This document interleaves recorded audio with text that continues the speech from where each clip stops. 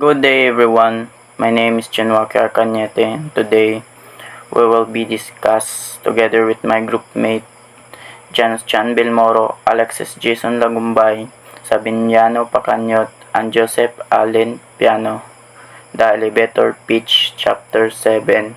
So, do you guys even know what does elevator pitch is or what this phrase means and how it helps people?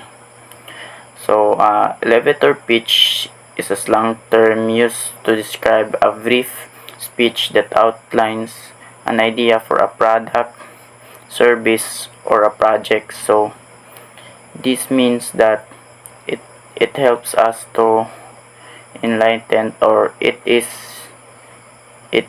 introduces us the idea of a certain product, service, or a project.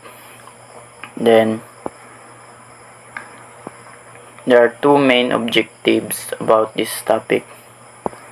First one was to determine the importance of the elevator pitch, and the second one was to evaluate the components of a perfect elevator pitch. So here are more ideas or description about an elevator pitch. So what is an elevator pitch? So, elevator pitch is a short description of an idea, product, or a company that explains the concept in a way such that any listener can understand it in a short period of time. So, it should be so brief that you could even present your ideas to someone in the midst of an elevator trip. Usually, this kind of pitch lasts no longer than 2 minutes or 30 seconds. Consequently, there isn't much difference between the definition of an elevator pitch and that of a sales pitch. Then, the primary goal of the former is to conserve time and attempt to persuade a potential lead in a brief amount of time, like 30 seconds or 2 minutes again. Without visual aid, it can be challenging to present a service, idea, or product in such a short time. An elevator speech alone might not be sufficient. So that's it on the meaning or an idea of an elevator speech. So good day everyone, I'm Alexis Jason T. Lagumbay and I'm going to talk about the 5 steps of elevator pitch that turn stranger into clients. So first of all, what is an elevator pitch? So whether you a job seeker or an entrepreneur or having an elevator pitch essential for your career progression. So this simple yet powerful representation of who you are will give you more confidence when meeting with a prospective client. So, before we jump to the steps of elevator pitch, remember, the purpose of this elevator pitch is quickly lets others know what is your expertise are and what is your greatest accomplishment are. It design of ignites two-sided conversation. So, the following steps to develop a succinct elevator pitch that leave a lasting positive impression by Julie Bowden Davis. So, the first one is introduce yourself. So, have a short and easily understood sentence. So, prepare that includes your name, the name of your company, and the service or product you offer. So, for example, I am Alexis Jason T. Lagomba and my company name is iMaterialist and we offer an expert 3D printing. And then the second one is identify the problem your business solves. So according to Bahar Hermerson, the listener benefits must be clear. So why should that person can be interested in what you do? So concentrate on the listener and the benefits your proposal for that person. And then the third one is announce the results people can expect. So while making it clear the results people can expect from your offering, so you should absolutely avoid the hard sell. Your passion and vision should be evident in your elevator pitch because, as Bahar Emerson says, it's important to be authentic and honest and have a higher purpose than just selling your stuff. And then the fourth one is offer a proof and a plan. So your elevator pitch should be include one or two killer facts about what your product or service has previously achieved. So better still have a succinct tale available about how recent client found your offering to be the ideal solution. So finish your pitch by offering a plan of action for delivering on your promise.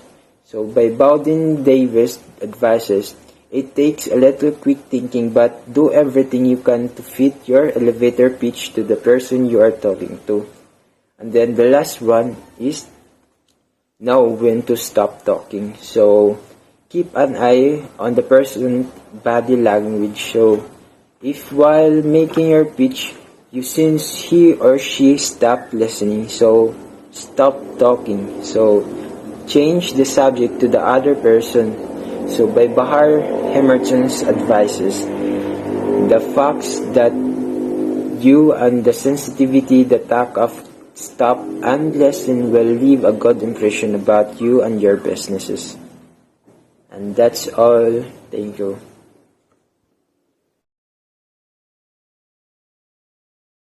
So, good evening. My name is Joseph Allen Piano, and I will discuss the three essential components in a pitch. So first, stimulate interest. The league decided to use them as a showcase theme to stimulate interest in new markets.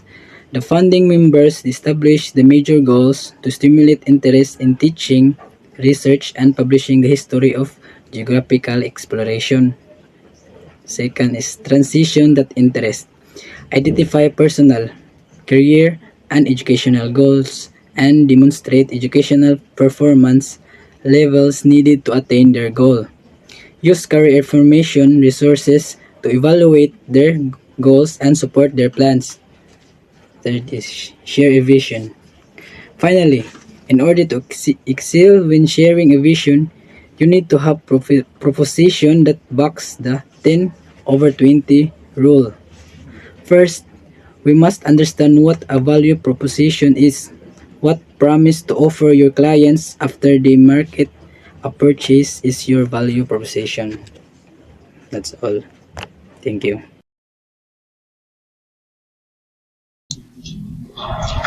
Good day, everyone. I am John G. Moro, and I am the next reporter. And what I'm going to report is elevator pitch examples. So, what to say during elevator pitch? So, first, you have to keep it brief of what you're going to say to the person you're talking to, and you also need to share your skills to them or mention your goals and even prepare business cards ready on you so that you could present it to the person you're talking to. And here is an example of elevator pitch. So wait. I am James and I run a few barbershops. I think it's crucial for this firm to provide each of our customers with a unique experience. Even though our business is still expanding, we work to ensure that the quality of our services is on par with that of the larger barbershops.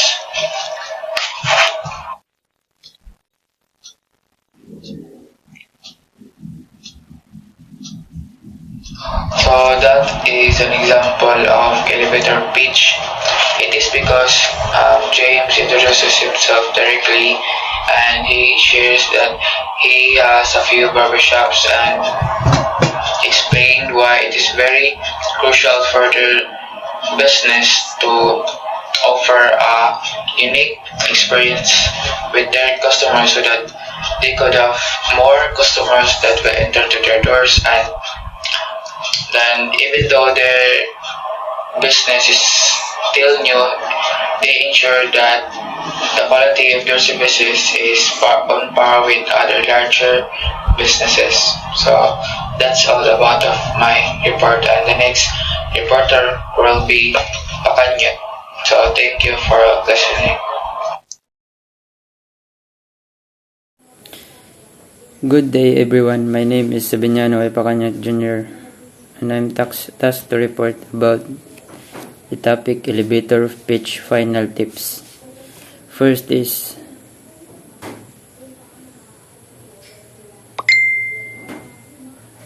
take your time. Keep your elevator pitch to 75 words or less. This will help you deliver optimal information in a clear, digestible way. An elevator pitch is a quick conversation by nature, but try to avoid speaking too fast and add in too much information at the same time. Second is make it conversational. A good way to keep the pitch conversational is to memorize a general outline or key points of your speech. Keep this in structure in the back of your mind and adapt your pitch to each person you give it to. For example, if you're talking to someone you've just met, keep the conversation general, focus on your background and possibly state if you're seeking new opportunities. Avoid niche words and phrases. Use easy to understand language when making an elevator pitch to potential clients. Asking friends or family for feedback can be useful for this step.